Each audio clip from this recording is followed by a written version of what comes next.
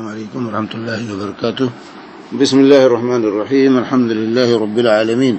الصلاة والسلام علی خاتم الانبیاء والمرسلین وعلی آلہ وصحبہ اجمعین. اما بعد.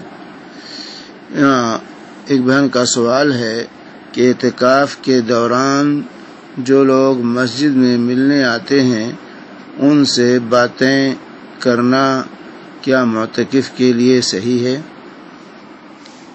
دیکھیے، معتکف کا مطلب یہ نہیں ہے کہ بالکل خاموش رہے، بات چیت نہ کرے. بالکل خاموش رہنا یہ بھی غلط ہے، اس میں کوئی شک نہیں. اس کا زیادہ وقت اللہ کی عبادت میں، نماز میں، تلاوت میں، ذکر و اذکار میں، دعا میں گزرنا چاہیے. لیکن اگر کوئی زیارت کے لیے آیا ہے تو اس سے بات چیت کرنا، حال چال معلوم کر لینا، اس میں کوئی حرج نہیں ہے. اس میں حرج نہیں، یہ جائز ہے. اور اس کے اعزاء اقربا ہیں، والدین ہیں، بیویاں ہیں، بچے ہیں، اعتکاف کی حالت میں اسے آ کے مل سکتے ہیں، حال چال معلوم کر سکتے ہیں، تو یہ جائز ہے. چنانچہ سلسلے میں صحیح بخاری کی اور مسلم کی متفق علیہ روایت ہے. صحیح بخاری حدیث نمبر 2035، 2038 اور 3101، 3281 اور 6219 نمبر کی حدیث ہے. اور صحیح مسلم حدیث نمبر 2175. یہ متفق روایت ہے. ام المومنین صفیہ رضی اللہ تعالی عنہا روایت کرتی ہیں کہ کان رسول اللہ صلی اللہ علیہ وسلم معتکفا فی المسجد فأتیته ازورہ لیلا فحدثته ثم قمت لأنقلب قام معي ليقلبني وكان مسكنها في بيت أسامة بن زيد. فمر رجلان من الأنصار فلما رأى رسول الله صلى الله عليه وسلم أسرع في المشي فقال صلى الله عليه وسلم على رسلكما إنها صفية بنت خوعي. فقال سبحان الله يا رسول الله. فقال إن الشيطان يجري من ابن آدم مجرى الدم وإني خفت أن يقذف في قلوبكما شرا.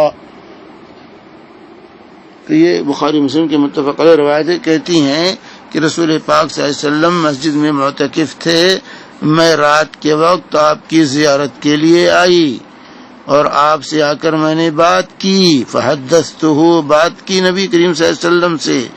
پھر میں کھڑی ہوئی جانے کے لیے تو اللہ کے حبیب صلی اللہ علیہ وسلم میرے ساتھ کھڑے ہو گئے تاکہ مجھے پہنچا دیں. مجھے پہنچانے کے لیے آپ نکلے میرے ساتھ.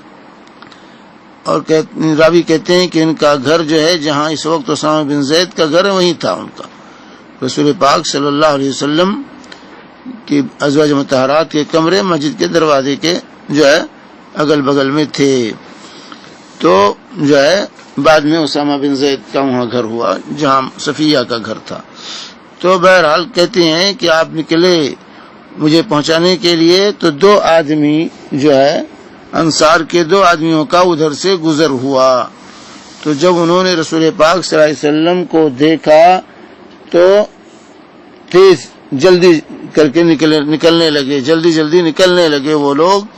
تو اللہ کے حبیب صلی اللہ علیہ وسلم نے کہا لا رسکما، ٹھہرو. ان کو ٹھہرایا، کہا ٹھہرو، انہا صفیہ بنت خوئی، یہ میری بیوی صفیہ ہے، میری بیوی صفیہ ہے. تو ان دونوں نے کہا سبحان اللہ یا رسول اللہ، نے اللہ کی تسبیح بیان کی. کہا یا رسول اللہ کیسی باتیں ہیں یہ. تو اللہ کے نبی صلی اللہ علیہ وسلم نے کہا ان الشیطان یجری من ابن آدم مجرى الدم، شیطان جو ہے انسان کے خون کے ساتھ دوڑتا. وانی خفت، اور مجھے یہ خوف آیا ان یقذف فی قلوبکما شرا، کہ تمہارے دلوں میں کہیں شر پیدا نہ کر دے، ڈال دے کہ اللہ کے نبی صلی اللہ علیہ وسلم کس عورت کے ساتھ جا رہے ہیں. تو یہاں اولاً تو یہ حدیث سے یہ مسئلہ ہمارے سامنے آ گیا کہ معتکف بات چیت کر سکتا ہے، بات چیت پر پابندی نہیں. اور اس کے اعزاء اقربا، اس کے گھر والے اس کی زیارت کے لیے مسجد میں جا سکتے ہیں، بیوی بھی مسجد میں جا سکتی ہے شوہر کا حال چال معلوم کرنے کے لیے اور بات چیت کر سکتی ہے، جیسے اس حدیث کے اندر واضح۔